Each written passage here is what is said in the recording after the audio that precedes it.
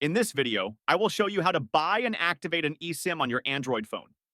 First, you need to check if your phone has the eSIM function. Go to your phone settings.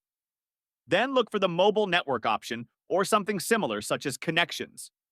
If the phone supports eSIM, you should see the option to turn on eSIM. Now make sure that the eSIM is turned on. Now you will need to buy an eSIM. For this example, I will use Airalo. Go to Google Play Store and search for it, download it, and once it is installed, open the app. Here, you will see many different options. They have packages for many different countries. All you have to do is select an option and tap on Buy Now. It is best to use a credit card for this. I have already bought a 15-day eSIM for Japan. Once you have bought it, you will want to activate it. Go to your settings once more and select the mobile network option. It is best to only do this once you have landed in the country that you will be using the SIM card for. Now, you need to disable your main SIM card.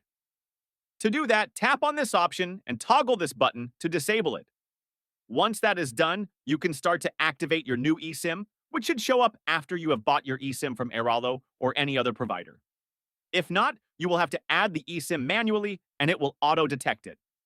Then, all you have to do is make sure you enable the eSIM that you bought by tapping on the three-dot icon and choose Enable. Once that is done, your phone will switch to the new eSIM and you can enjoy it in the new country. Thanks for watching.